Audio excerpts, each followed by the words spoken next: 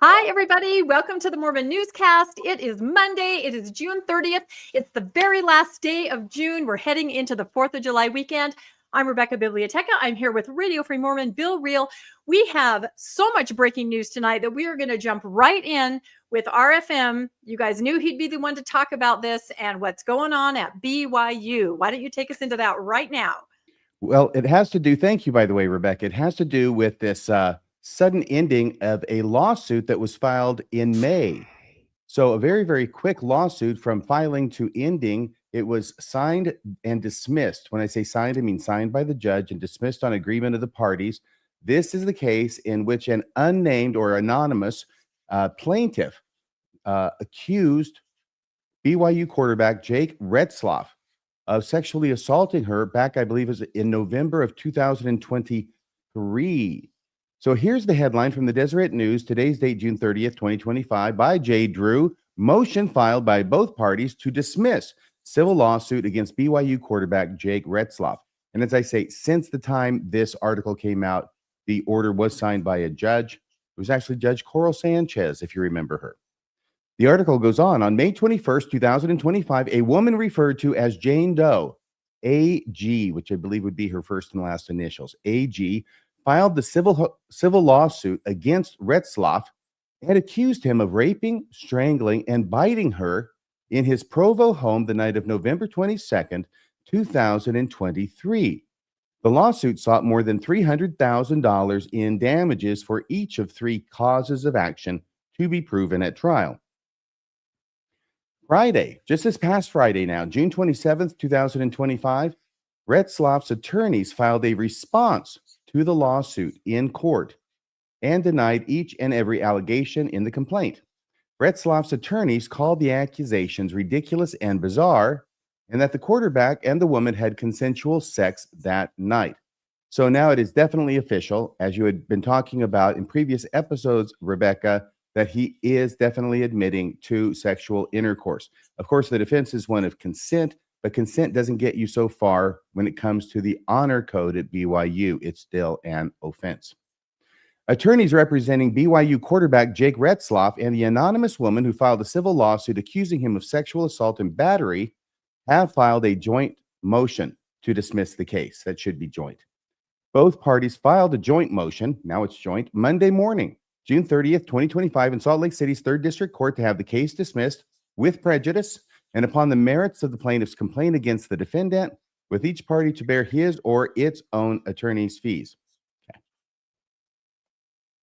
Sources confirmed Sunday that Retzlaff is facing a 7-game suspension from BYU for violating the school's honor code and plans to transfer to play for another program, by which I understand to mean other school. One source called the potential destination school a big-time program, a program in the top 10 in the country.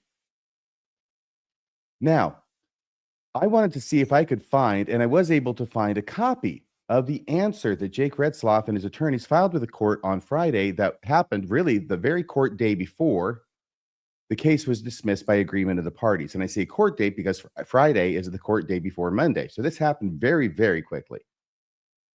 I have an attorney friend in Salt Lake City who was very, very helpful, and he was nice enough to get me a copy of this as well as a few other things.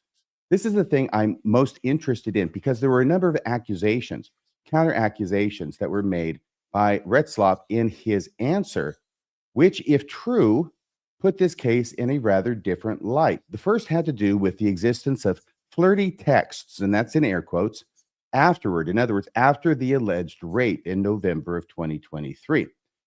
Here's what it says. In response to paragraph 2 of the complaint, Mr. Retzlaff lacks sufficient information to form a belief as to whether AG still lives in Salt Lake City in June 2025, but was told by AG, once again, that's the plaintiff, that she went to high school in Salt Lake City and attended the University of Utah in November 2023 during their one night together. All right, here we go. Plaintiff AG continued to exchange friendly and flirty texts and direct messages with Mr. Retzlaff after their one night together. But none of those texts or DMs revealed directly whether the plaintiff AG continued to reside in Salt Lake or was still attending the University of Utah. Here, I think the attorney is being somewhat sardonic. Mr. Retzlaff denies allegations relating to the current residence of AG due to lack of sufficient information as to her current residence, because what he wants to put in here is what those texts allegedly said and when they were exchanged. So what they're saying is that these are the texts, or some of the texts, that were exchanged between the plaintiff and the defendant, between AG and Retzlaff, in January and up to February 1st. So it's actually the very end of January up to February 1st, over a few days. But it's in 2024. So this would be a couple of months after the rape allegedly happened in November of 2023. And so I tell you what, can you be AG, Rebecca? No. Okay.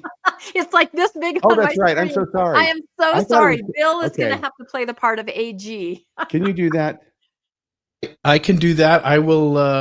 I'll use my feminine voice, I guess. I was going to try and make it easier for, the audience to follow along. I with me know. saying. If you can blow it up any more, maybe I could. I know. And people are always like, why don't you use your reading glasses? They're right there. It does not help. Literally, even though I have a giant 30-inch monitor, the StreamYard interface is about that big. So, yeah, I can't. So Bill's I'm seeing if sorry. he can do his magic, and I'm going to see if my glasses can do their There magic. you go. There you go. You look good. There we go. You look cool as a BYU quarterback now. You do. All right, so here we Let's see in go. America. You ready for this, RFM? I actually can't see it now, but now I can. Okay. We're all struggling tonight. Yeah. So you're going to be I'm going to start it off. okay. And this is, we're just reading these. Okay. We're not trying to make fun of anybody, but this is No, what no, they're no. alleging the text between these people consisted of after the alleged rape. We will win. Trust.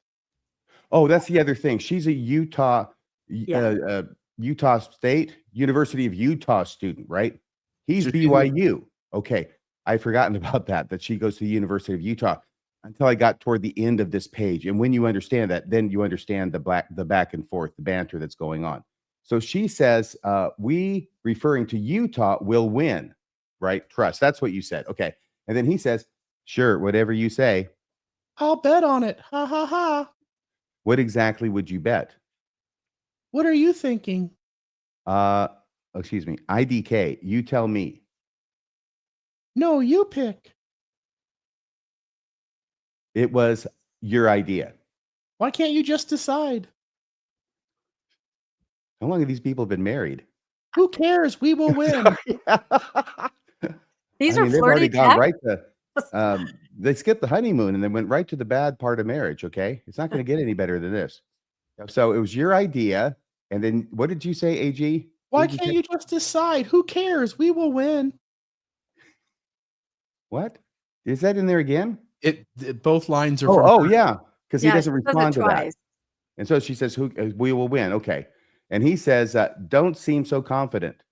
You're coming off a losing streak. Not against Utah. Wrong. We beat you more. We beat you last.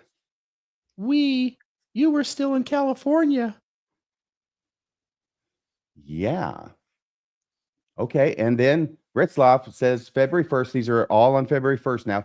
And you act like you were there the last 100 games. I was. Oh, my bad. Heart meme. That's Didn't she okay. say So that? what? Did she say my bad heart meme? No, or he did. He did. He did. Okay. I was supposed to be Retzlaff in the exchange.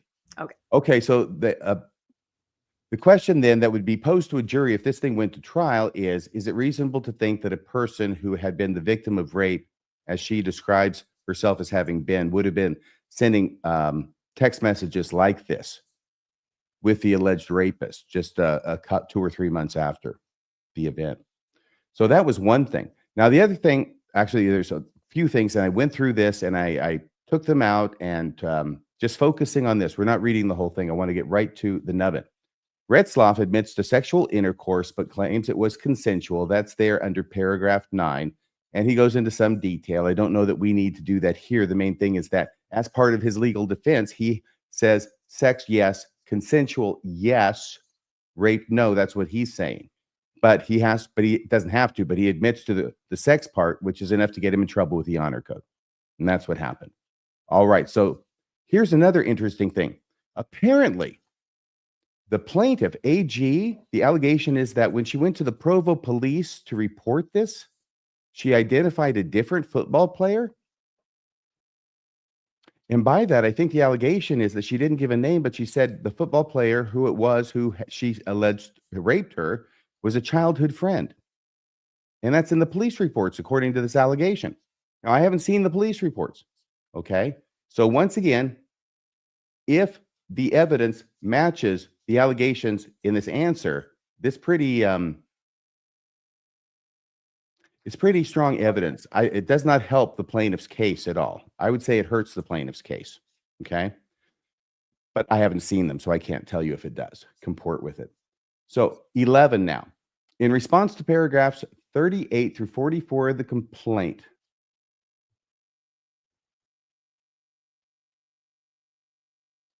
I'm going to go down a bit. Mr. Retzlaff and his counsel served a Public Records Act request to attempt to learn who it was that the plaintiff was claiming had raped her and when. So they have to go to the police department. The Provo Police Department in response indicates that the plaintiff had a telephonic interview with a trained sexual assault interviewer in Provo, and that she identified her alleged assailant not as Mr. Retzlaff, and instead identified her assailant as someone she had known from her childhood in Salt Lake City. Because Mr. Retzlaff and AG are not childhood friends and had only met once, it is clear from the reports that plaintiff AG was identifying someone else as her assailant, other than Mr. Retzlaff, who was not her childhood friend. And finally, as if that wasn't enough, the last allegation, I think, of serious import in here is the allegation that the plaintiff refused to corroborate her trip to the hospital for rape exam. You remember from the complaint that she wasn't alleging that she had gone that day or the next day, and sometimes that will happen, but that she had gone a week or so later to the hospital for a rape exam. And apparently, under request and demand from the defendant and his attorney, they refused and failed to corroborate that she had gone to the hospital at all for a rape exam. Mr. Retzlaff alleges and avers on information and belief that the plaintiff, AG, also had sexual interaction with one or more University of Utah football players at or near the same time, one of whom may be a childhood friend of AG's from Salt Lake City. Okay. And it's going on down here. Middle. Mr. Retzlaff denies that plaintiff AG has suffered any emotional stress of any kind or amount from their pleasant evening together, denies any and all pain and suffering, and alleges and avers that the plaintiff AG has thus far refused to produce or provide any evidence of a rape kit or a visit to the hospital, and instead has refused to produce or provide any such evidence. So those are some bombshell allegations in the answer, which may or may not have had something to do with the speedy resolution of this case by agreed dismissal. Back to you, Rebecca. Wow, those are some bombshells. Absolutely. I think probably then we should also let everybody know that, the suit settled mutually, like you said, but the honor code is involved. Do we have any slides on that?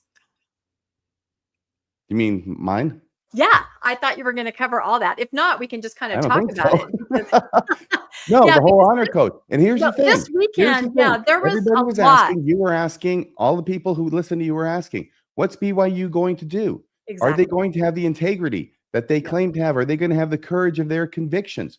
Are they going to weenie out and let this guy slide through, whereas all these other people who aren't star quarterbacks have to pay the piper? And the answer was no. They stood up, they took their knocks, they did the right thing, and they lost their quarterback. But they have the satisfaction of knowing that they did the right thing and God is happy with them. Your thoughts? It's true. And apparently they let him know last Thursday that there would be a major suspension, anywhere between 3 and 7. And then it was confirmed. All this happened like within the last 30 hours or so, that it was indeed a 7-game suspension, not for anything to do with the civil suit. That's confusing. A lot of headlines I've seen, articles, magazines, they say Jake transferring out because of the, civil suit for sexual assault. That is not why he's transferring out. Like he can just run away from it. Exactly. His defense is we had consensual sex. Unfortunately, that's great for the lawsuit, but not great for his his attendance at BYU. And the fact that they gave him a 7-game suspension, there's no way he's already graduated. So he's just in the season where the NFL's looking at him. And There's that's no way. important, Rebecca, because you won't pointed this out to me. I think you were saying what Landon told you. But Yeah. he's not going to school, so he cannot be suspended from school, right? Because he's Right. not going to new school. He's already graduated. Yep, that's true. Yeah, he's just in the final year of eligibility. So he's playing, he's getting his stats up, he's being looked at by the NFL. Nobody in their right mind would take that kind of suspension. If it were like a 2-game suspension, I wonder, people are saying there's wiggle room there, but by giving him 7, BYU is definitely saying, okay, yeah, we'll just part ways here, right? We're just going to go. So that came out this weekend, that suspension means that he's going to go somewhere else. And so he will. We don't know where yet. We have no idea. A lot of speculation, but it's interesting to see everybody weighing in on it. And again, it's a cautionary tale, I think, to athletes. Don't you guys kind of think this, that, you're not a Mormon kid. You haven't grown up with this lifestyle. You sign on with all of your NIL money. And do you really believe that you can't live a lifestyle that may be normal to you, having consensual sex for 4 or 5 years? Do you believe that? I just think there's a lot more to it than we really know. What do scouts tell him? What do coaches tell him? I don't know. It's very interesting. What do you think, Bill? Well, I think the athlete who comes to BYU, whether it's because other players say to them or whatnot, hey, you can have sex, just don't get caught. Exactly. And he would have been able to have sex and not get caught too, except for the charges, the allegation of charges and the allegations that came forward with that. And I'll just note, the rest of the world doesn't know what BYU and Mormonism looks like when the rubber meets the road. So I can understand all of the confusion, but it's clear the church would have been, the school, BYU would have been suspending him. I say church too, because it's all the same. But BYU would be suspending him for 7 games, and he's just not going to do that. So I read somewhere that he's already informed his coaches and teammates that he is in fact transferring. He cleaned out his locker. I mean, he's done. He's out. And I'll say too, just to the allegations, what I think is important to note here is we don't know what happened, and I can imagine lots of reasons why women in our society and in our culture will couch stories in certain ways because of the pressure that's on them. And I will also say that the stuff that RFM read definitely wouldn't look good in court, and it would definitely be on his side in terms of evidence, and would, I think, make it difficult without other evidence that's stronger to get a conviction. And I guess what I would end with is saying that there's really no way to know what happened that night with the two of them. And whatever did happen, and whatever side got hurt in the process, and maybe both of them, I hope that both of them are able to move on, and whatever things did go awry, that there is some sort of justice for that, even if that's in the form of money to not talk about it. Yeah, I think you're right. It's interesting because in some of the descriptions of what happened that evening, he talked about other teammates being there with him in the apartment, meaning that those other teammates left the apartment and left him alone with a woman, which right there is against the honor code. So regardless of what happened, it's just, being alone in an apartment. So is there a climate, like you said, of don't ask, don't tell? It should be a cautionary tale to any athlete that wasn't raised LDS. They should really say, look, we really mean you can't have sex for 4 years. We really mean it. I think it's a disservice if they don't tell people that. And I think even though the NIL money is through the roof, right? Nobody can compete. It's really this is a cautionary tale because it can mess with, you being picked up later, your reputation. Because like you said, people do not understand that this is about consensual sex. These headlines make it look like it still has to do with sexual assault. And that's not the case. So I think there'll still be more to come out about this. Any final thoughts, RFM? No, but on the off chance that this thing that walks like a duck and talks like a duck really is a duck, and this is a false allegation made in order to try and capitalize on a one-night stand that these two had because he was getting eyed by the NFL and he's going to be having a lot of money now. On the off chance that it really is that, if this guy, the quarterback, Jake Retzlaff, goes off, and if this impedes his career because of these allegations, that would be a really, really bad thing, I think. Yep, that's what I'm saying. There's the potential for that, and it should be a cautionary tale. I know I keep using that word, but anyway, thank you for your coverage. I knew you'd be able to dig that up, and it was very interesting to read through. Fascinating to see the process. And I want to thank once again my attorney source down there in Salt Lake City, and you know who you are. Ooh, a mystery. There you go. All right, I think we have a slide on the other stories that we're going to cover. We thought we'd just dive right into that one first, since that's probably what everybody's really interested in. It's been breaking over the last 24 hours. So we also tonight are going to cover a retired general authority pleads for inclusion in the LDS Church. This was a very surprising thing. Can you read my headline anyway? The one I just did? Of course, yes. RFM's very clever headline of what we just covered. BYU quarterback catches break, but still might get soaked. I like that. Yeah. It was sacked originally, but I changed it when nobody was looking. Yeah, I think now I see that you did. Either one is good. It's a pun. We're also going to be talking about the church paying influencers to be actors, 1 year LDS missions for some, but not others. And of course, more tank top garment coverage in the media is absolutely heating up. So those are the other stories we're going to cover tonight. And thank you again, RFM. Excellent job on the quarterback story.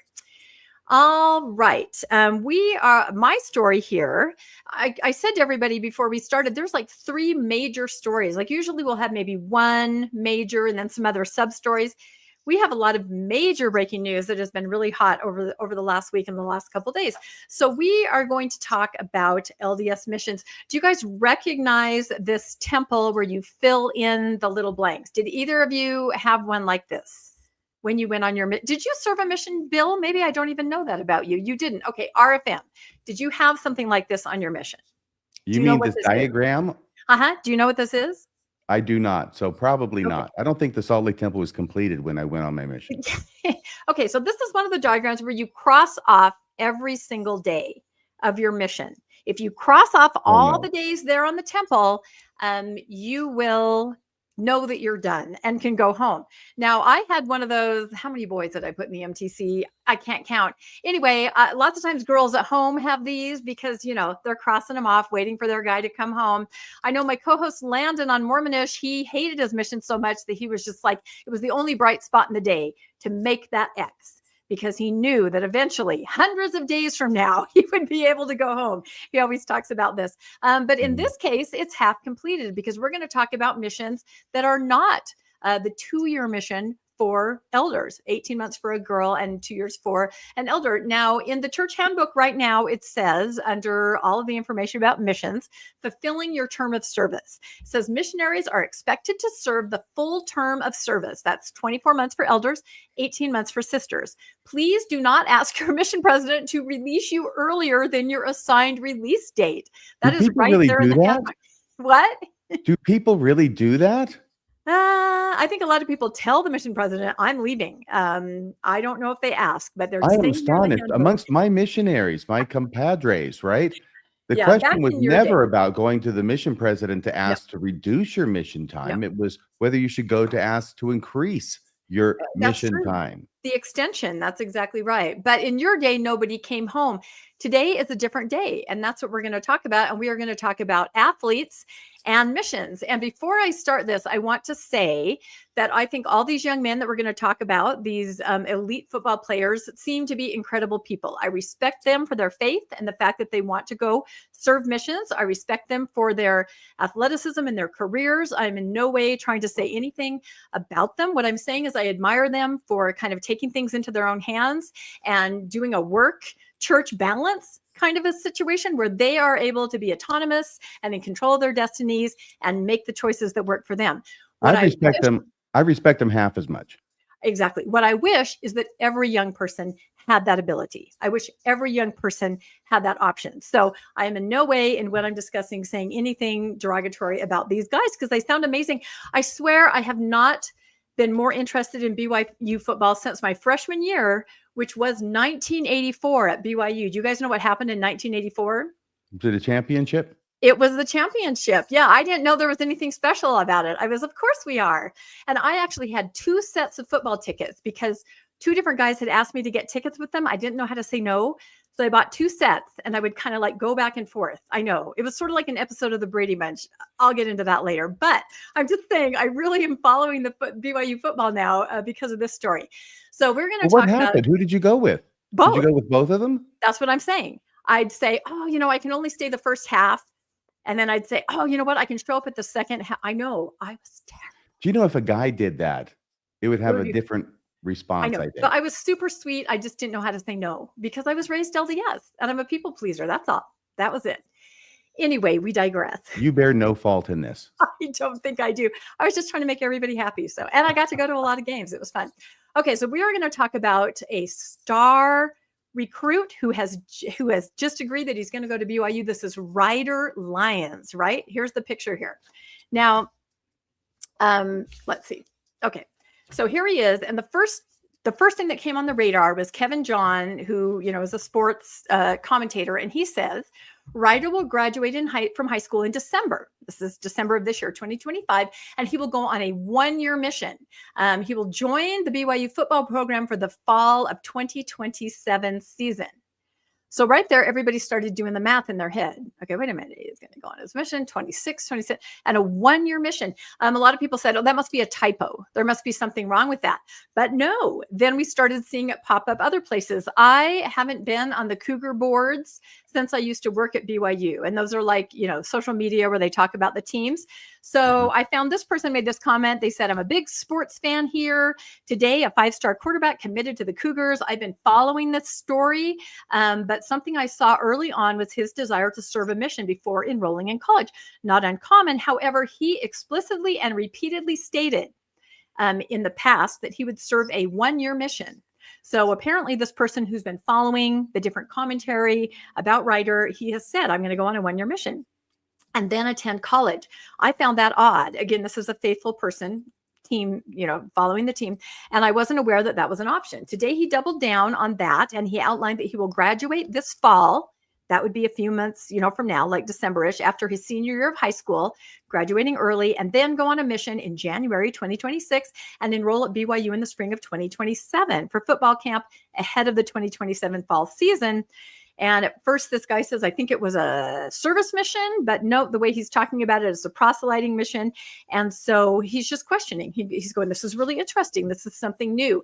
And this is kind of how it got onto everybody's radar. And the reason that I'm showing dates and things is because I've been posting about this and I've gotten an awful lot of pushback from people saying, how do you know? Show me the receipts. How do you know? I'm going to show you how I know. And because I can do math. So that we know for sure what we're talking about. So here's another post. The sports commentator, they're saying he won't play till 2027. Again, he's going to be leaving on his mission in the beginning of 2026. Math, right? So here's another article. What it says. He will sign as part of BYU's 2026 class later this year. He intends to serve a mission after graduation next year, and he will not formally join the Cougars until the spring of 2027. Because in order to play the fall season, you have to start going to, practice in the spring, maybe summer at the latest. So I just wanted to make the timeline here clear. Ryder Lyons, this amazing kid, he's been getting offers since he was 14. Like, this is a powerhouse football family, and he seems like just an awesome, awesome kid. He graduates early in December of 2025. He's going to go on a mission in January of 2026, and then he'll be back sometime that spring or summer to start fall season. So maybe that could put you on a mission for what, maybe 14 months, 15 months. By graduating early in December, that kind of eats up some of the time, if that makes sense. I came across this other post again on the Cougar board. It said, he basically has called the shots and told the church what he's going to do on social media. They are going to accommodate because he is elite already. This person says that they have a connection to him, and they say that he's getting $5 million in NIL. That hasn't been made official anywhere. This is just someone that says they're aware of the situation. This person says the double standard is frustrating. Ryder's probably going to get a cushy London, England call or somewhere. And they're saying, I'm glad the church is being flexible. For those of us that were guilted and forced into the 2-year missions of service and 2 phone calls a year, it seems a tad unfair. So there is that thought, really a 1-year mission, for some people that would have been a dream.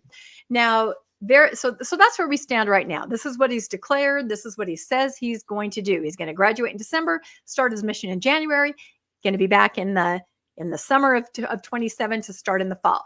So something really piqued my interest in some of these posts.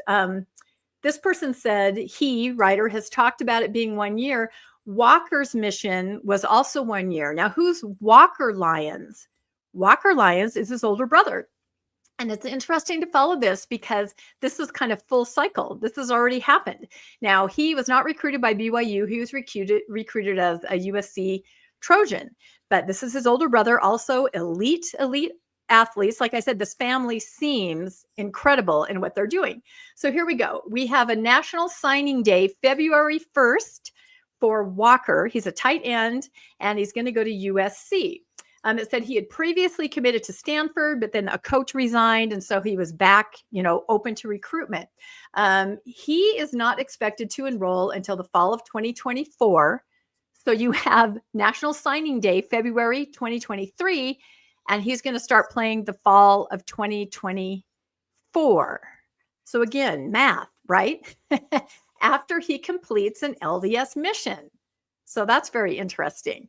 Now, what's even more interesting is that he was on his mission when the National Signing Day happened. He took visits from coaches in the home MTC. I think it might have something to do with that coach resigning and him having to make the decision later. But it says the end of Lyons' recruitment was unique as he had officially begun his missionary service with at-home training in California.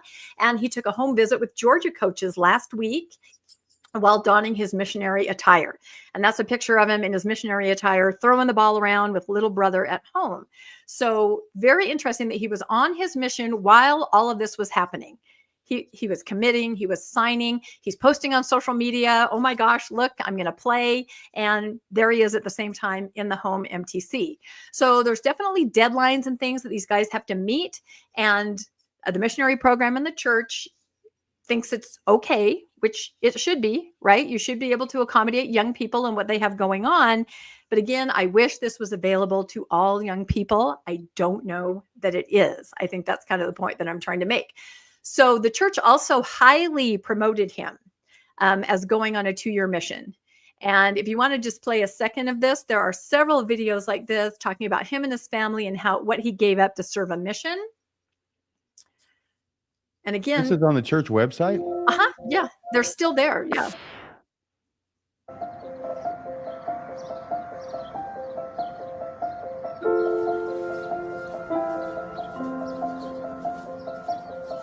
It says on June 30th, they started NIL. Walker Lyons, number 5 tight end, decided to postpone all the money and go serve a mission in Norway. Since I was like a little kid, I've always just been around football, but I really started like seriously playing in like 7th grade, I'd say. I play tight end, so we block for the run. And that's Ryder right there, I think, that he's throwing to. Score touchdowns, which is the best. As a football player, I mean, a lot of his best strengths and characteristics as a person come out on the football field, but really the qualities he brought to our program was that leadership quality. Yeah, and you can pause it. It goes on for about 3 more minutes, but it's definitely one of those promotional things where he gave up a lot to serve. And it was important because his father had served and his grandparents were converts. And, this is all filmed while he's in the home MTC. So the church, and I found, I think, 2 more videos like this talking about how important it was and the decision that he had made and the sacrifice that he had made to go on his mission when he could, be starting his football career with all this NIL money. They did a big article in the church news, why top recruit Walker Lyons is stepping away from USC to serve a Latter-day Saint mission. I mean, this should be really inspiring to all youth, right? They have pictures. There he is walking up the steps of the MTC. And it clearly says that he entered it, I think, the 8th of February of 2023. So signing day was the 1st of February. He's in home MTC. Then he goes into the MTC. Again, the reason I'm showing dates is because a lot of people pushed back and said he did not serve less than a 2-year mission. And this clearly shows that he does. Here he is in his dorm room. This is all on the church newsroom.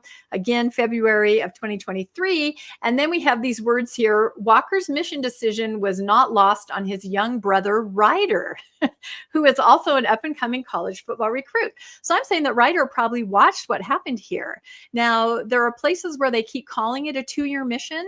I don't know if he, like they're saying Ryder did, came out and said, I'm only going 1 year, even though that's what ended up happening. But they're definitely promoting it as missionary service and 2 years. So then here he is, he's back. It's June of 2024, right? He's in the MTC February of 2023. A year and a few months later, he's back. He's giving his homecoming. Again, I'm just showing the receipts that, yes, his homecoming was in June of 2024. And again, 2024, he's sharing pictures from his mission. And that's his timeline. So Walker Lyons, he graduated in 2022, December. Same kind of thing his brother's about to do. Had the home MTC where coaches visited him in 2023, January. Went into the MTC in February. And homecoming in June. So that's like maybe 15 months, I think, 14 months. And he started playing in the fall. Any So when you thoughts say so far on homecoming, this? do you mean that he returned from his mission? Yes. Okay. Yep. Yeah, The I know it's homecoming true. wasn't delayed. No. And so again, this is great. I mean, he was able to serve, which was really meaningful to him. And he was also able to make it fit into his life plans.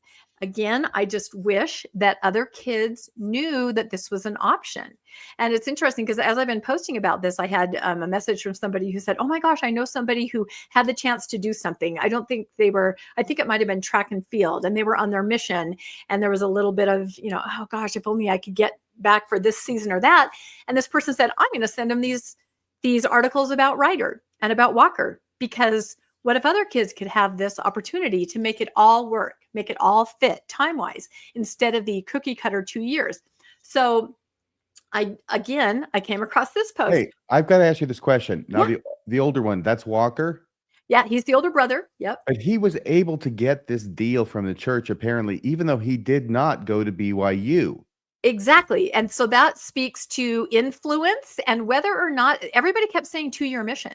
So, and yet they kept announcing he'd be back, it would be impossible to serve a 2-year mission. So I don't know if they just don't think we do math or what, but you're right. I feel like maybe there's some kind of special consideration for someone that will be a positive asset to the church. As you saw those videos about him serving a mission and then, playing football. So yeah, that's a very good observation. But then I came across another little post in all these things I'm reading that said, I also heard that Brock Harris is planning 1 year. I'm like, well, who's Brock Harris? I'm going to know the entire starting lineup. I'm not kidding. I'm just digging into this. So he is another really exciting football player. Again, sounds like a really awesome kid. And he has just committed to BYU.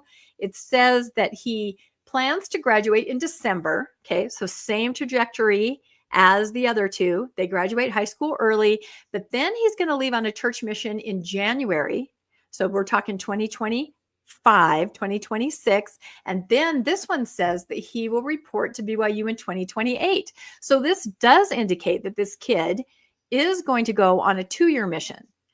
But I want everybody to watch this because for one thing, it solidifies the idea that Ryder 2027 is planning a shorter mission. This guy's planning a 2-year mission, but is he? I think we're going to have to keep an eye on that. I thought that was interesting. So here he is, Brock Harris. He's going to graduate in December, start his mission in 2026, come back in 2028. This tracks 2-year mission. So we will see. And he's playing for BYU. Boy, they're screwing Brock over, aren't they? Yeah, well, I don't know. Then I saw another one. Oh, McKay Madsen is only going on a 1-year mission. I keep seeing this all over the place. So I have to check it out, to see if this is accurate or not. So he's another case where he already has his call and he's leaving very quickly here. And it looks like he is on track. It says he will report to BYU in the fall of 2027 after serving 2 years in the Argentina Mendoza mission. And he's leaving, this summer. So that tracks that he could get back in time. And we've seen him on different sports programs talking about his 2-year mission. So again, he says he's going to leave for his mission in July and he's coming back in July 2027 and plays in the fall. That tracks for 2 years. So we'll see. But these other people who seem to be kind of insiders say, oh no, it's going to be 1 year for him and for Brock. So I see we keep an eye on it, Now, I think it's interesting because, of course, people are drawing the parallels and saying, well, how come this isn't for everybody, right? How come this is just for certain people, certain special people who are going to be in the limelight, that are going to be ambassadors for BYU? So somebody said, let me see if I can read this. Here's the rule. For young men, 2 years. For young women, 1.5 years, and it's optional, sort of. Athletes with possible image upside for the church, 1 year. Donnie Osmond, already famous, 0 mission, and we can add a few other people to that we know of. Entire first presidency of the church, 0 months of mission service. High positions in the church are based on connections. You never had a chance. And the person says, the trend I see is whatever the church feels in the moment serves them best. It doesn't matter what you personally need, in the name of Jesus Christ, amen. So people are definitely wondering about this. But again, I see it as a positive that maybe this will, open a door, kind of like tank top garments, to this idea that it doesn't have to be what they told you it was.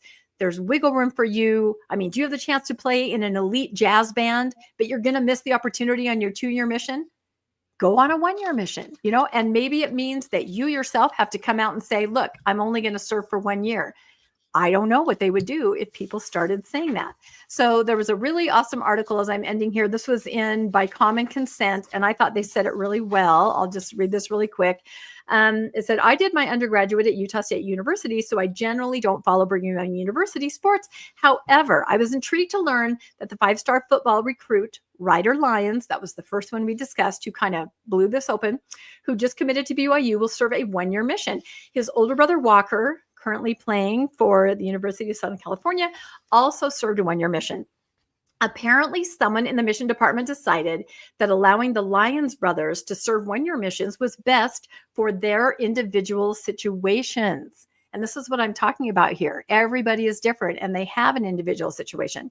And that's probably right. For many skilled athletes, being out of commission for 2 years would severely damage their ability to continue to perform at such a high level. And I have to say, as I've been reading posts and responses to this, I have seen a lot of tragedy there of people that said, yeah, I gave up my scholarship because by the time I got back from my mission, or yeah, as soon as I got back, they wouldn't look at me again. Athletes, music, you name it. There's a lot of regret out there for people that didn't say, look, I'll serve a year, but I can't serve anymore, or whatever the time frame is. There's a lot of, there's a lot of bodies out there littering the field of what ifs. And that's very tragic. So this person says, and that's probably right. For many skilled athletes, being out of commission, by giving them this option, both Ryder and Walker could serve missions, which is very meaningful to them. They really want to do that, and pursue their talents and abilities. It's like a win-win. And that's fabulous. Good for the mission department for showing this kind of flexibility. In fact, this flexibility is such a great idea that I think the option should be offered to everyone. And this is what I'm saying here. Though most young people are not 5-star recruits, non-5-star recruits also have talents. For example, in the arts, they have life situations. For example, caring for family members or coming home for a funeral, for heaven's sakes. They have opportunities, educational or vocational. They also have pursuits, entrepreneurship that might make the option to serve a one-year mission a godsend. It might allow them to serve missions to pursue their talents and abilities. So let's give young people the choice to say, I'd like to serve a mission and I would like to serve for 1 year. So that's a lot there. Your thoughts, RFM, and then Bill. I think this is a very interesting scenario, and it's in the spotlight now because an elite athlete has made it very clear he's going to go for 1 year. I don't think anybody really knew his brother had only gone for 1 year until the spotlight was on Ryder, now turned back on Walker. So what do you think? Bravo RFM? for digging that out, Rebecca. May I have less, please? That's right. Oliver, right? That's it. Bill? Any other thoughts besides the musical Oliver? That's about it. I think you covered that base. Yeah, we'll have to wait and see. Or Huh? all those bases. You already hit on it. I'll just say it directly. Why is every other missionary's future life less important? It's an athlete. He gets millions of dollars. I get it. But what you're telling every other missionary in the field is he's more special than you.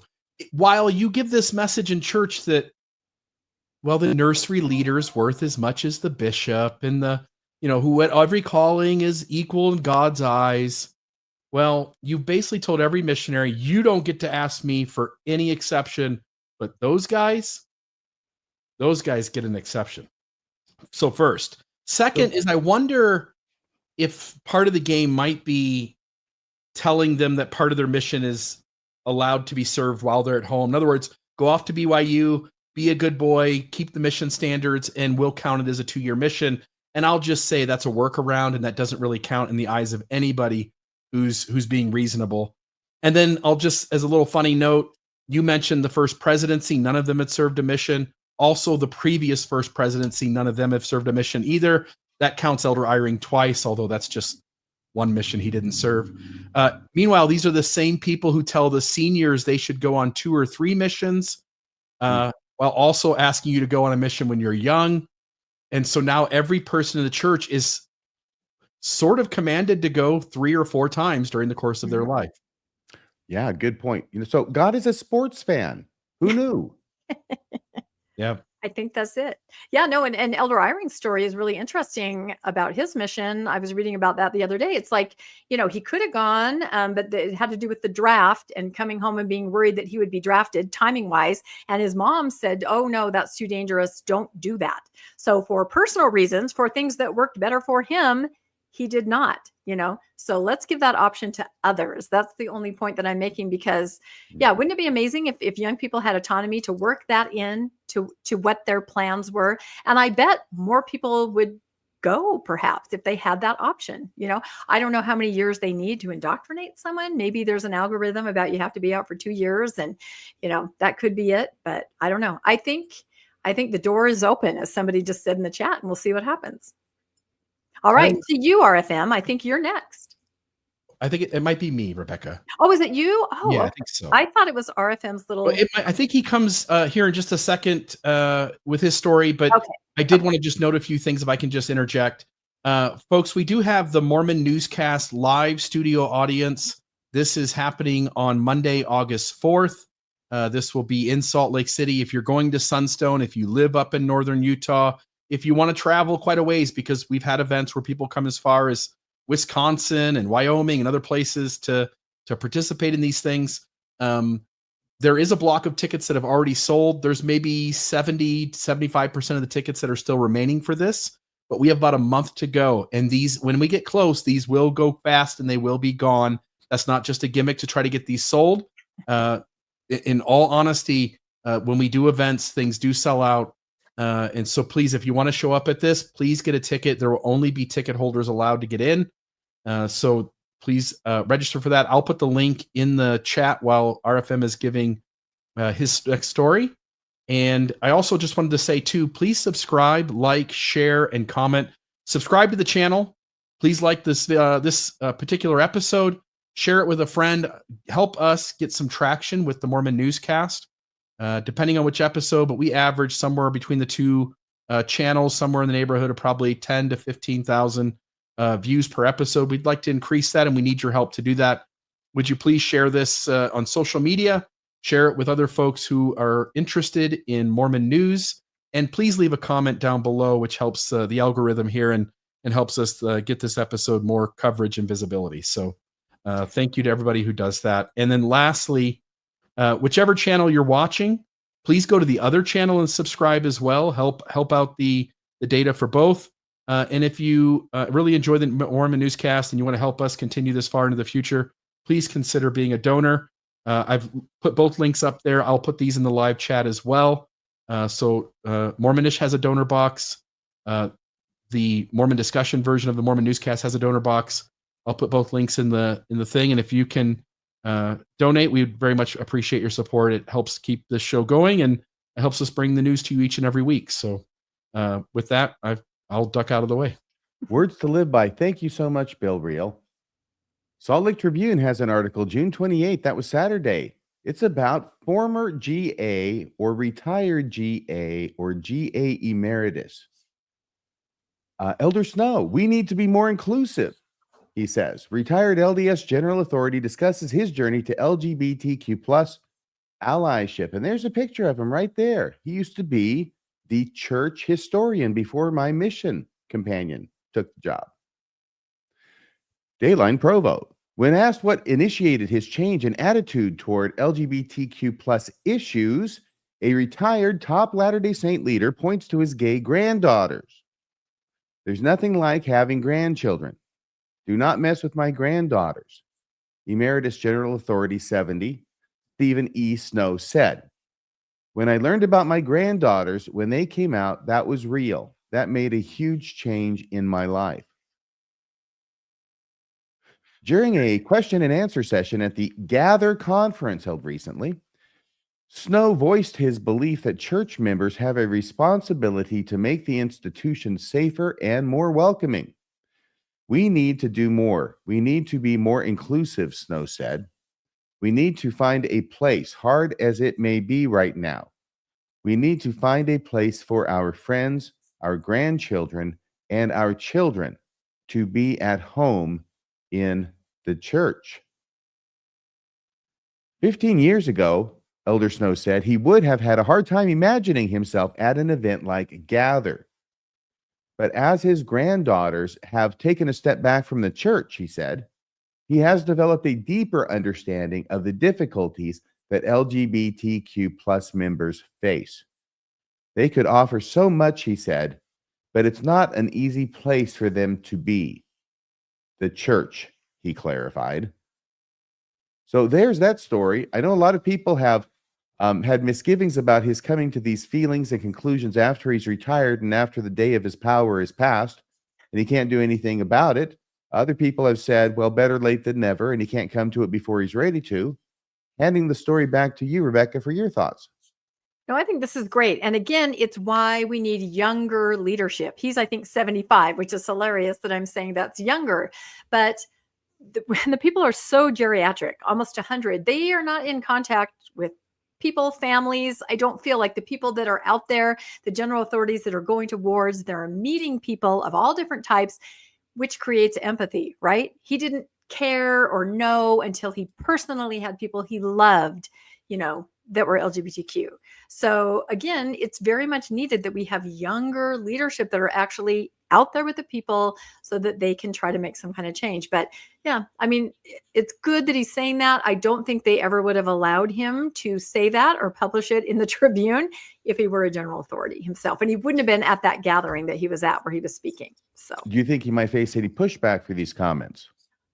That, who knows? I mean, the Tribune, they kind of, I think they print what, is okay to print. So I don't think so.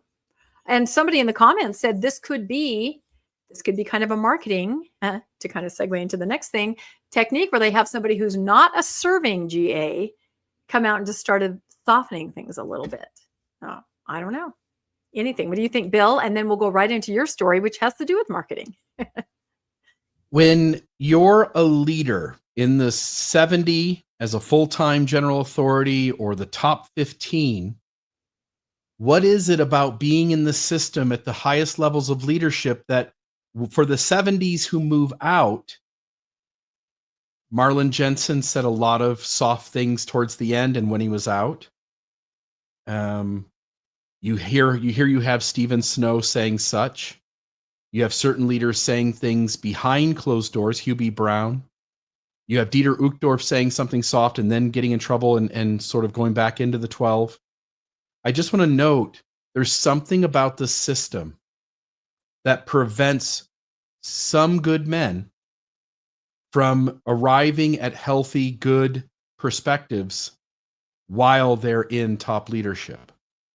And for the ones who do say things, they're often, when you're in that system, you get in some sort of trouble or you lose your standing. And I think it's important for the system and those who lead it to clearly recognize that you are unable to be your best human self while you are serving in a calling that you claim gives you greater access to the Holy Ghost. Did Stephen Snow suddenly operate outside of the Spirit, or was he trapped inside the system, unable to change his mind about such things? I think that's a big deal. So, okay, I'll jump into the story here. RFM and I went into detail. I think, Rebecca, at least in part, you broke this story maybe Thursday or early Friday of last week. Friday morning, bright and early. In the middle of the night. That bright and early. 1 o'clock. Yeah, it was something. I love here how the camera looks like she's waving at the audience. Meanwhile, she's being orchestrated by the puppeteer, the man behind the marionette, paid to preach the influencer gospel. Last week, Friday, after you broke the story, RFM and I talked about this on Mormonism After Dark. Folks, I will try to zip through this today, and then we've got a few things that are new to this story. But if you want to get a long conversation about what happened here, please tune into last Friday's episode of Mormonism After Dark. So I'll just note here at the beginning, there is this email, and we'll get into how we know about this, but there is this email that goes out to social media influencers.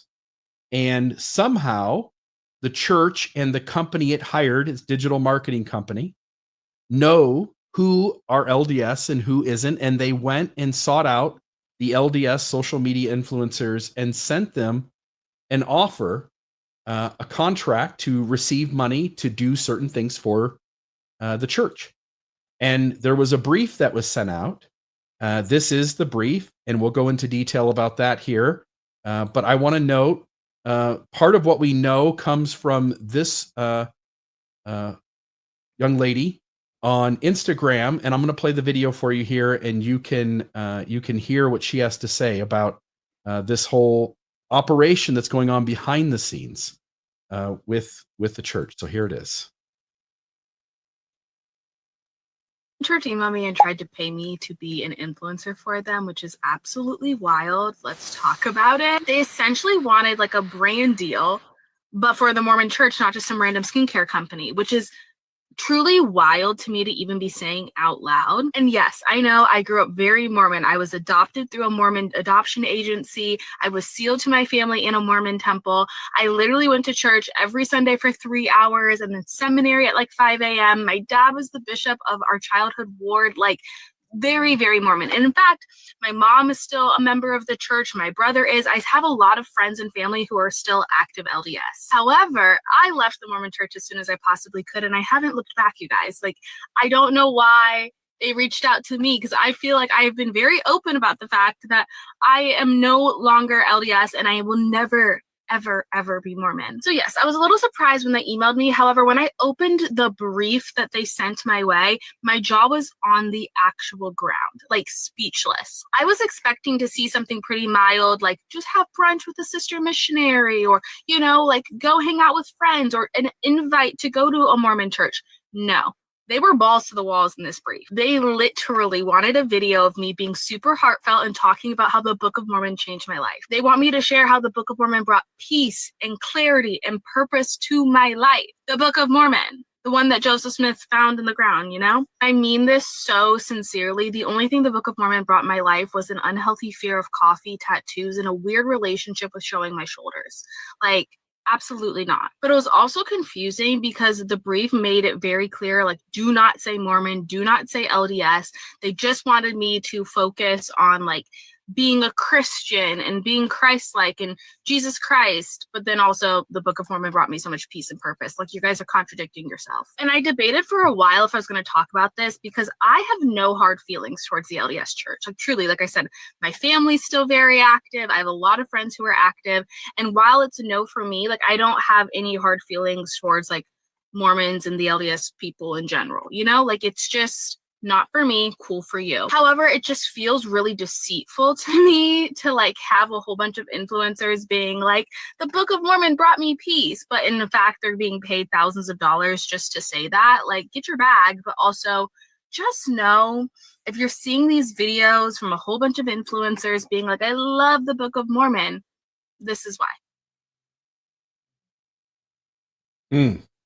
All right. So this is the campaign brief that she mentions, and I'll just skip ahead here so that we can take a glance at this. RFM and I went into detail about this. I'll just note that they give each social media influencer, according to this brief, and assuming this is the only brief that everybody got, they give each influencer 3 scripts. There's 3 different ways that you can fulfill the contract and get paid. And there are certain words you need to say. There are certain ways you need to go about putting together your presentation, certain quality, production value type things that you need to do. There's certain phrases in here that are not very Mormon. Let me see if I can find them in really quick. I like number 2 where it says, highlight the message, the glow through Jesus Christ is real. Yes. And then the third one is stop the nonsense. Faith is where it starts. And so that's the thing you're supposed to say. And what really seemed most interesting, at least to me, was one of the do's and one of the don'ts here, which the first one, do mention Church of Jesus Christ within 10 seconds. And then on the don't side, don't mention the words Mormon, LDS, and I think the big deal here is Latter-day Saints. In other words, they don't want you calling the church by its full name, even though they give the rest of the world grief for not using the full name of the church.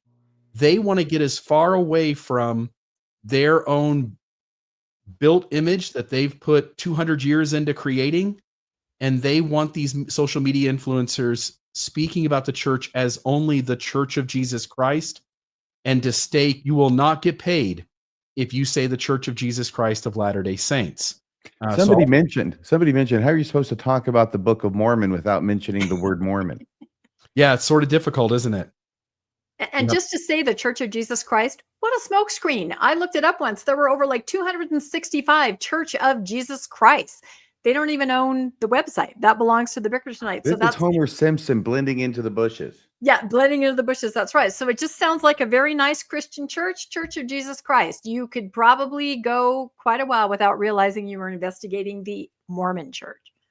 I think much of the rest of these are what we would expect to find on the do's and don'ts of the church, but definitely want these social media influencers to stay away from anything that would be low production value or the church wouldn't be able to utilize without showing things they don't want to, such as watermarks. So I'll just the thing that's so offensive about it. Remember, I was having trouble putting my feelings into words, Bill. It came to me as you were playing that again right now. The church is paying people to bear their testimony. Yes. And this young lady here says it's deceitful. I told you on Friday night, it's deceitful because it's not only that you're paying social media influencers to be actors. You're feeding them the script. You're telling them what they can get, what they can do and what they can't do. And they get paid if they get it right.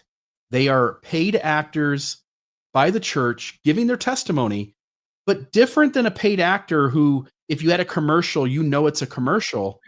In this situation, you think it's a sincere, heartfelt testimony of an influencer. Meanwhile, that person has signed a dotted line, has received at least $1,000, and she said thousands, but at least $1,000. And they are doing this not because they had planned all of this presentation out, but because they wanted to make money. They thought I've been asked to do it, so I can create this 30-second blip. I can follow all these rules. And now they have produced a commercial that looks genuine that is made to trick all of us. Now, I'll also note the other thing that really bothers me about this, and we'll get into the rest of the details here. It's that there's two groups of people. There is the group of us who have our ears to the ground, who are listening to what's going on in Mormonism. And we know this is a commercial. But who it's meant to reach has no clue because they don't have their ears to the ground. These are just ordinary people out in the world who happen to be following these social media influencers, and suddenly one day they're met with a commercial for the Church of Jesus Christ of Latter-day Saints. They don't know it and they're being tricked. So it doesn't matter how much we talk about it. The church loves these moments where they can keep separated the people who know from the people they're trying to manipulate. And this is one more instance where that is happening. Can I bring up one observation that I've made since all this came out? Actually, maybe two. The first one is heart cell, right? You guys have talked about that. We've talked about that. There was a document leaked a while ago through Bonneville Communications where the church coined this phrase, heart cell, meaning exactly this: elevated emotion, just the way that you do it, the way that you make people feel. And this document seems to follow that, as a lot of media briefs do. But as I started reading through these, I started scrutinizing the missionary videos. You know what I'm talking about? Cute sister missionaries talking to the camera. If you pay attention, they are also following this script with sort of a missionary twist to it, but they're doing the same thing. Are you lost? Are you alone? Do you need friends? There was a time in my life when I did too. Do you know what I found? I mean, it's following it. Boy, I did that almost too well, didn't I? How scary. I hope someone will pay me. But I feel like the missionaries may also be instructed with this, kind of a script, because it seems to me they're following the same kind of thing and they're using the right kind of words and they're following the do's and don'ts. So I don't know, take a notice of missionaries doing this too. Not that the missionaries are being paid, but I think they may be following this approved script. And I think it's safe to, at this point, expect that the church will, sometime in the next decade or two, make a clear attempt to get as far away from its full name as possible. It seems like it wants to be known as something else. And I damn Book of Mormon. But once you got Book of Mormon, another testament of Jesus Christ on there long enough, then you can fade away the Book of Mormon, and the new name will be another testament of Jesus Christ. I predict.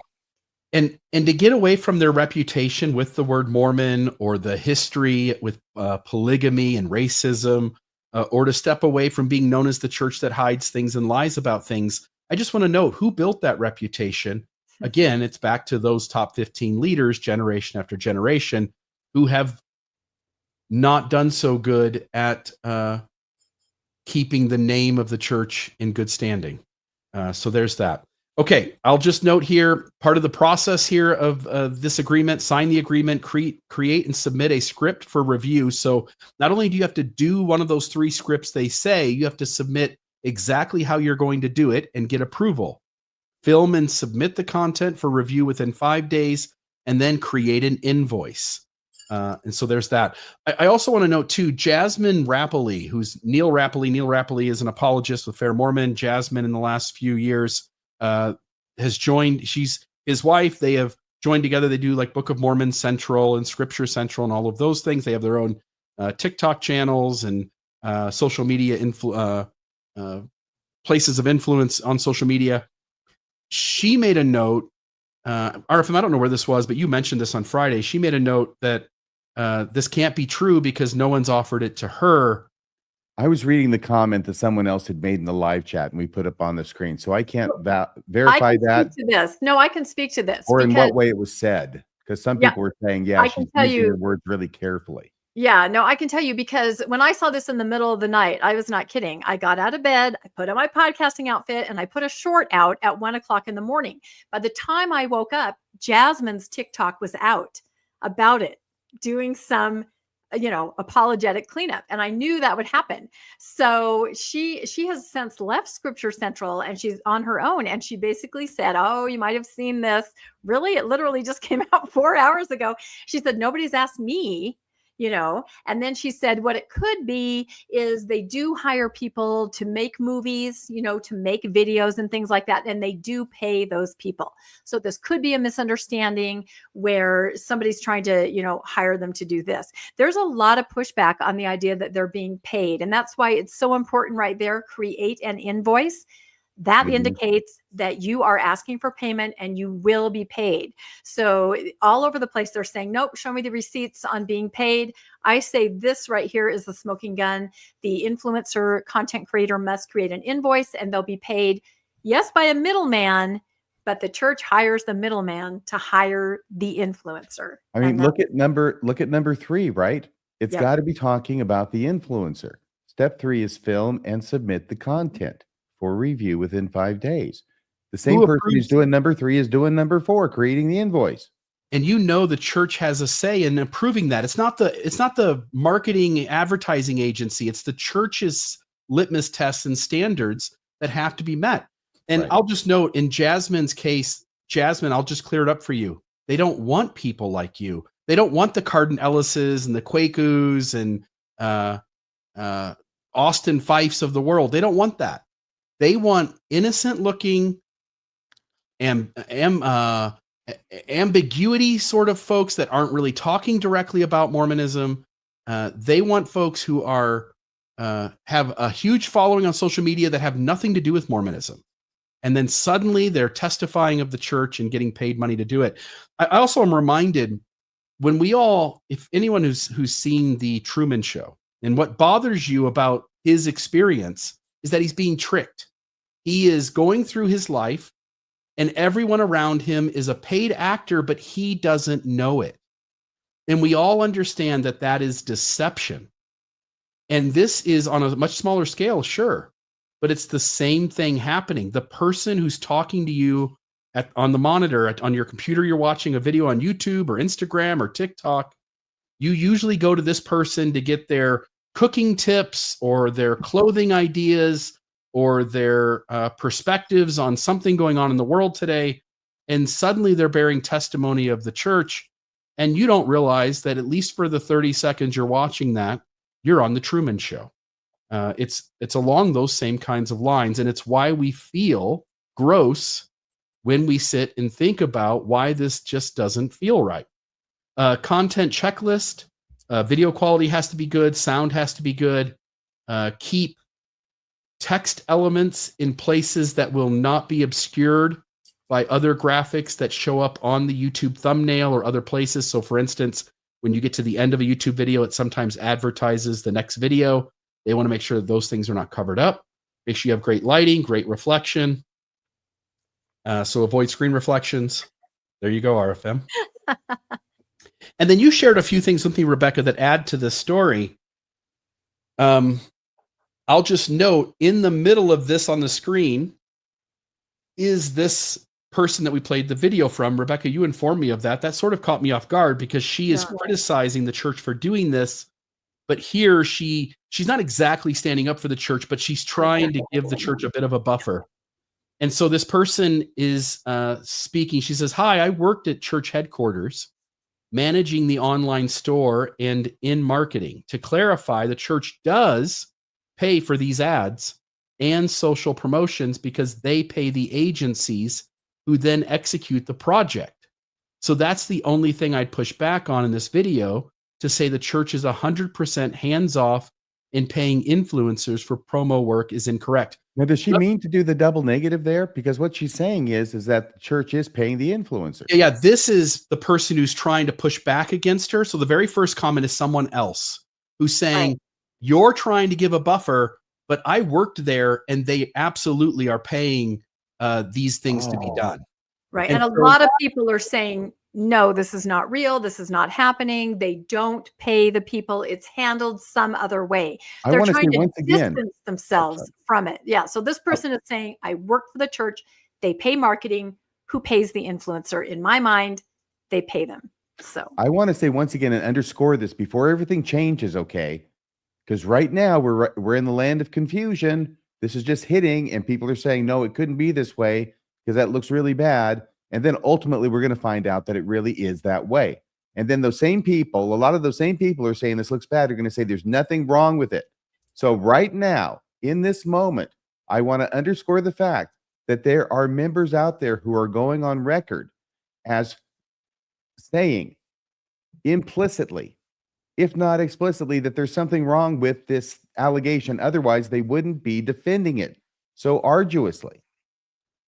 Yeah, and so she jumps in. Again, the middle one there is the young lady that we played the video from. Her handle is Alitza, Alitza H. Somebody say it again. Alitza Stinson. So Alitza Stinson, Stinson. And so you can go to Instagram, you can find her, and you can follow her content there. But she responds, she goes, yes, the church pays the marketing agency, but they are not paying anyone to share and be an influencer. That's what I was mainly trying to get across. Haha, but yes. So this is just semantics. When the church goes out and says, hey, we're going to hire an agency, and this is the project, and both the agency and the church agree to it, we're going to seek out social media influencers. We're going to pay them. The ad agency might be paying them, but only because the church has agreed to how much is going to get paid to them and signs off on paying that much for each influencer who agrees to the contract and produces the content. That's the only way it can work. So the church isn't paying them directly, but indirectly, and it's in the same way that we're just playing word games if we say it's not the church paying them. And then this person comes back in and says, what's your point? Says to me like saying, I paid the restaurant for my plate of food, not the cook, the line workers, the server. But in reality, it is both. You paid the restaurant who hired those people to work there. Therefore, paying your meal is paying for the individuals and their work. They aren't separate. And then you sent me these just a little bit ago, Rebecca. Do you want to read this first one? Let's see. I can. Yeah. And again, these are from faithful commenters who are sort of hearing about this and going, I don't know how I feel about this. And can this even be real? So this person said, seeing this was a huge gut punch for me. I have a testimony of the gospel, but when it comes to some of the ways the church spends money, I struggle. I personally know so many families who have made life-altering sacrifices to pay tithing, pay for their children's mission, etc. And knowing they would be paying thousands of dollars to influencers to share their testimonies, which I put in quotes because the guidelines of what they were supposed to share was pretty strict about verbiage and what they can and can't say, was incredibly disheartening to me. I love the gospel so much, but this felt so wrong to me in so many ways. I would love any insight or advice. So here's someone who seems to believe it, but is, as they said, very disheartened about it. And then some other people kind of weigh in on that. Yeah. And RFM, do you want to read those three on the right? Sure. Somebody said in response, I felt the same. And I think it's important to sit in that and acknowledge that the church is doing something I disagree with. Am I okay with that? Do I have to agree with everything? What does this mean for me or my testimony? It's okay to sit with all these questions instead of trying to make yourself feel okay about what they're doing. Sage advice. Another commenter says, I can't imagine this being true. It'd be a huge gut punch to many of us. And the last comment there, would you like me to share the videos? Do you know what videos those are? Probably the woman's video that we saw, Alitza. Yeah. Oh, of course. Yeah. Yeah, So she again, has them on they her almost page can't and believe it. Instagram stories. Yeah. Okay. Yeah, because they can't believe it. Yep. And so then there's this one, but looking for some thoughts. I have been in this group for about 6 years and truly respect and love the dialogue and discussions here. So I recently saw an influencer show that the church had hired an agency to reach out to influencers and offer to pay them to share their testimonies on social media. She showed proof, the briefs, the contracts, the back and forth emails, even a phone call with church headquarters confirming the legitimacy. And she was talking about how confusing it was to her. She's no longer active, but often attends with family members and has no hard feelings with the church. And I'll just note here, sort of wrapping up this story, we're told that the leaders of the LDS Church have a greater connection to God. They've got the spirit of discernment. Yet not only is this the church that doesn't recognize that it's paying people to bear their testimony in a way that just seems deeply deceptive, This is the same church that regrets having the little factory talk. This is the same church that just recently put out a polygamy cartoon that it had to retract. This is the same church that initiated electroshock therapy at BYU and then pulled it back and then denied that it ever happened under the leader's watch. This is the same church that put a homophobic anti-gay policy in November 2015 and then 3.5 years retracted it. This is the same church that created 13 dummy companies with the SEC and got in trouble. Maybe this is a church full of leaders who don't have discernment and have been being dishonest and deceptive for so long that they don't even know what dishonest and deceptive looks like at this point. Back to you, Rebecca. Yeah, that was great coverage. It's kind of complicated, but not really. And for anybody that tries to put distance between the church and the marketing company, where did that company get that brief with all those instructions? Is it like a rogue artist? They came up with it on their own and the church has no idea where it came from? No, it's very specific. The company obviously got the parameters from the organization that hired them, and now they're passing it on to the influencers. So they're very much linked. And I saw in the comments, I think it might have been my co-host Landon, he goes, "I'd like to bear my testimony script." That's exactly what it is. So great. Like I said, there's a lot of really interesting news. So I have one little follow-up here. Again, I'm just never not going to be able, I'm going to use a double negative to talk about the garments, but I will say we talk about it a lot on the newscast. In the media, there were 2 huge articles about tank top garments heating up for summer. So I came across this, which is very unusual. Somebody says, "I'm so desperate to get sleeveless garments before summer starts. I see more and more influencers who somehow get the sleeveless garments shipped to them from friends in Asia or Africa and are wearing them around, but I don't have any international contacts that can help me out. Surely there has to be someone secretly importing these sleeveless garments and selling them out of the back of a van. I realize that if something like that exists, the garment tops will probably be very expensive, but I'm so desperate I will pay almost anything at this point." And then kind of a surprise ending, full disclosure, I've stopped wearing garments myself. These would be for my TBM wife. Oh my God. So there you go. I know. People say it's just a woman's issue. It's not. I've seen posts, a lot of husbands are like, "Damn, my wife would have looked really cute in those tank tops all this time, you know? I Now think they she's like to wear 60. women's garments. They just don't want to admit it. Okay, there could be that too. There is that. Anyway, so hugely expensive. I came across this. I don't know if this is true or not. This is StockX, which is a real place you can purchase things.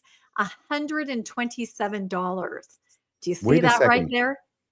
What? $127 for garments? Yeah. How many of them? That's what I don't know, if you get that 3-pack or if it's just 1-pack and then it's shipping and handling. Now, I went on the site and tried to find this back because I also notoriously have sometimes used the site and put a product there as a joke.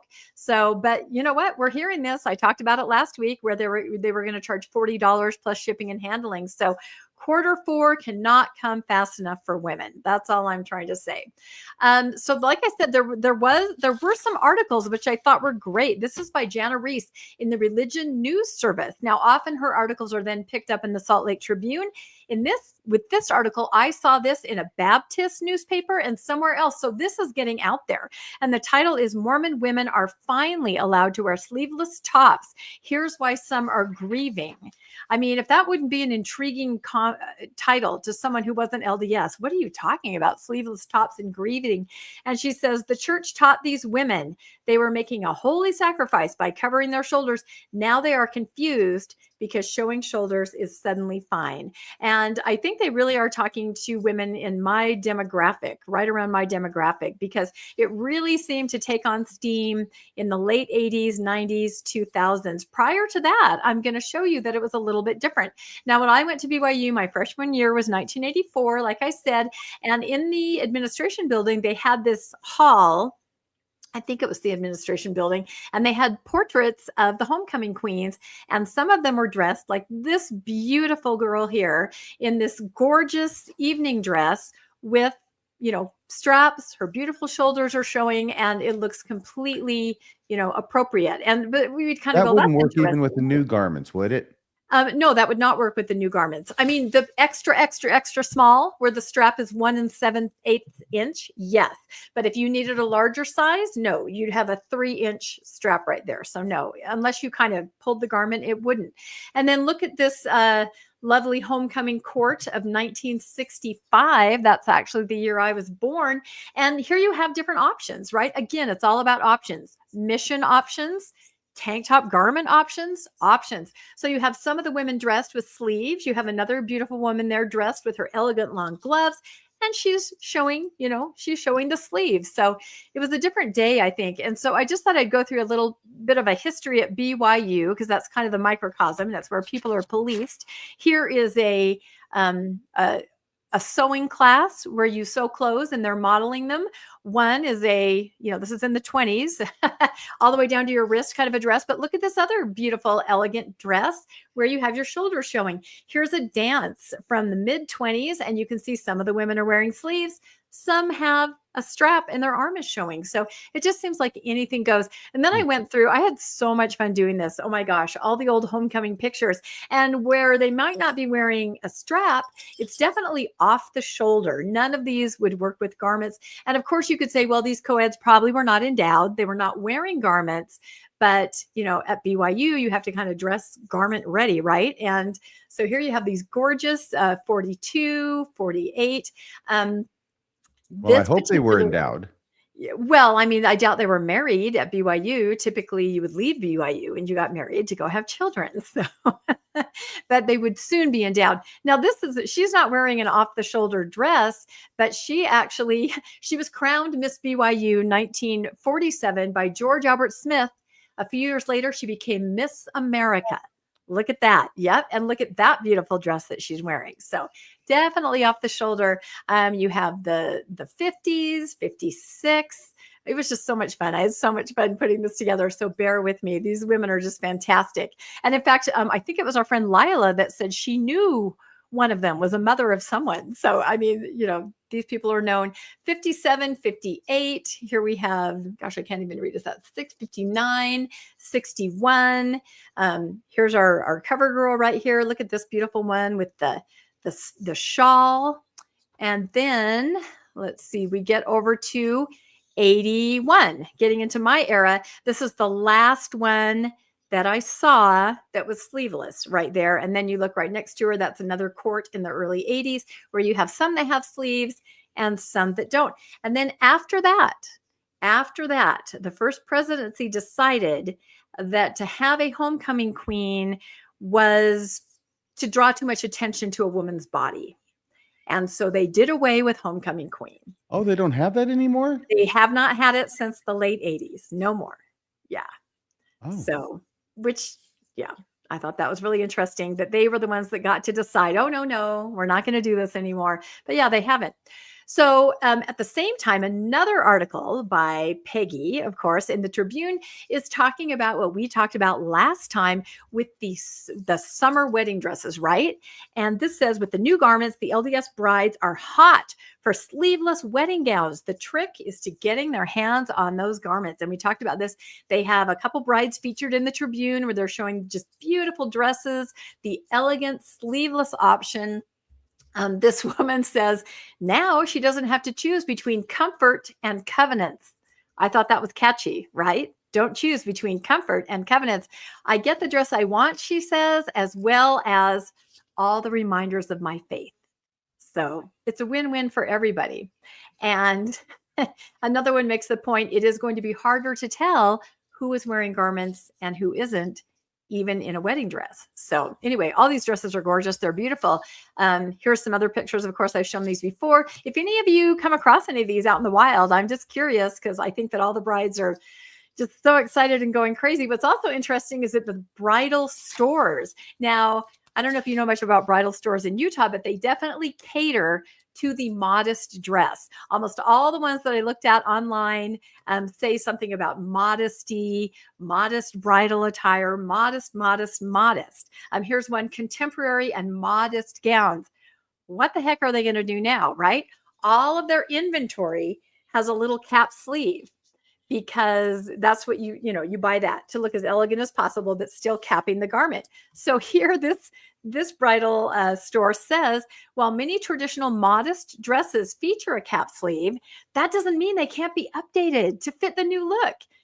Please come to our store. We'll cut off the cap sleeves. I promise. We'll make it into a strap for you, right?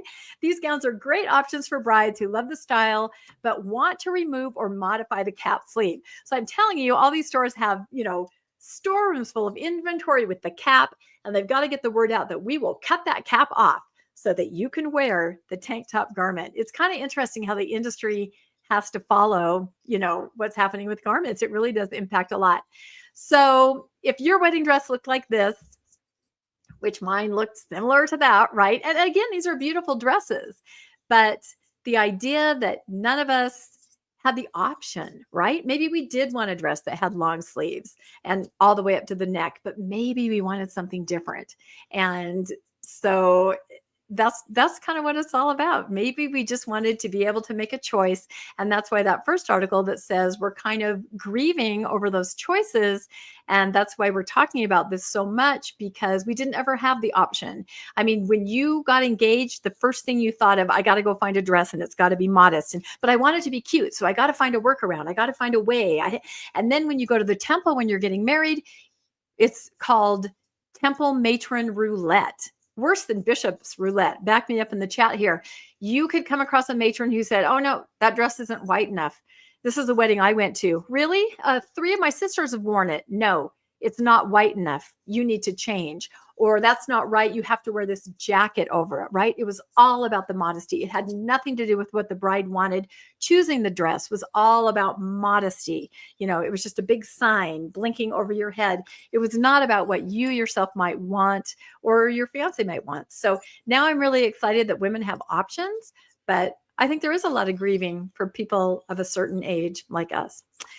Anyway, any thoughts again on tank top garments, wedding dresses? And I know you guys are tired of me talking about it, but I have to say I'm proud that I've been talking about it before these articles even came out.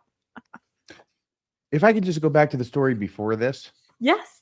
About the influencers and paying people to bear testimony.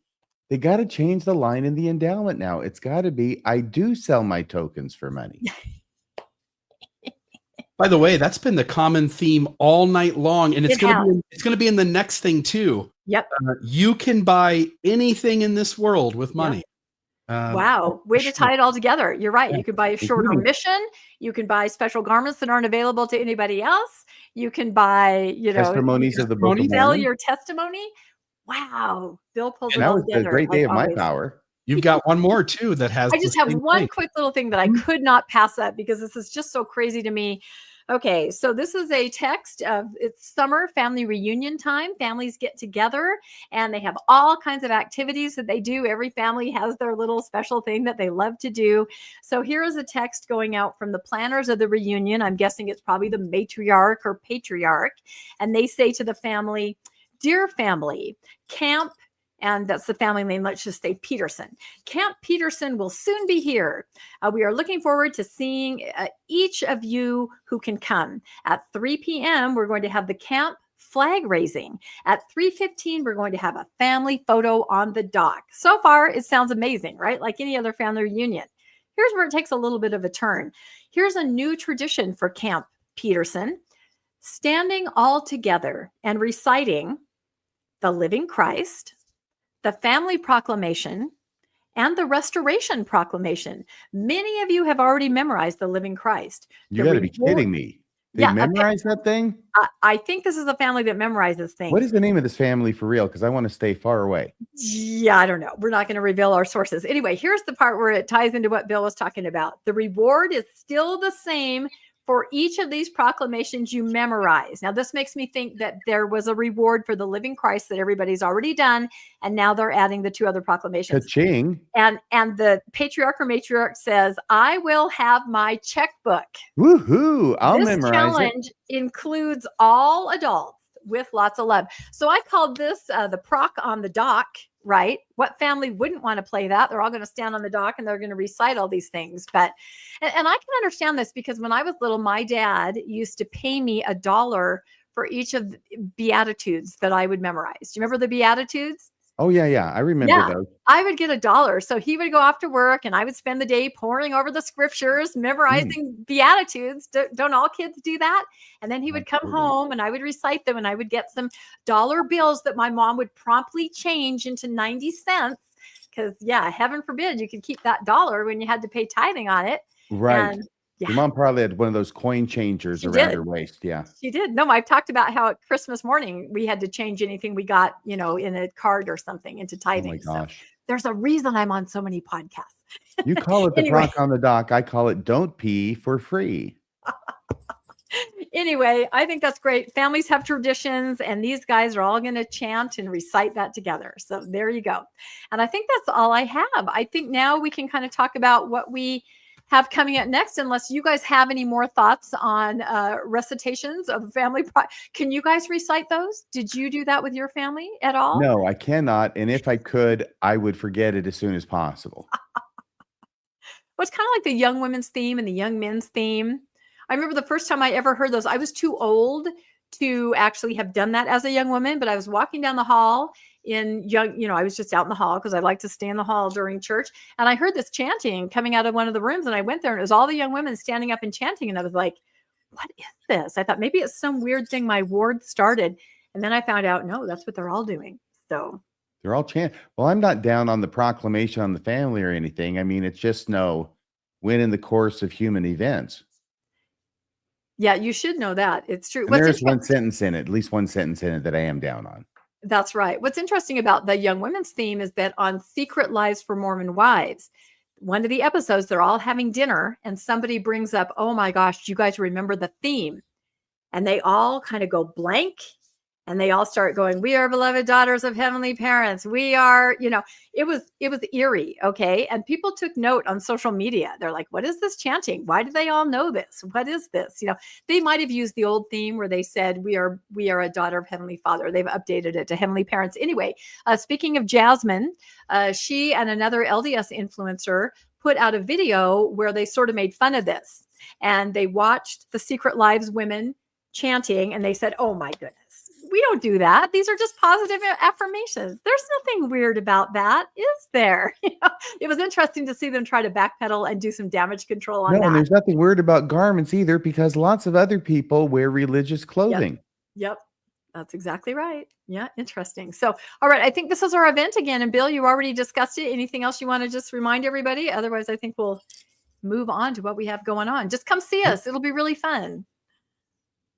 All right, here you go. Hey, this went out on is yours. Saturday night. It's the latest RFM. It's great. It's fantastic, but mainly because it's got not only me, but also Dr. Randy Bell and Colby Reddish, Esquire, aka Some Rando.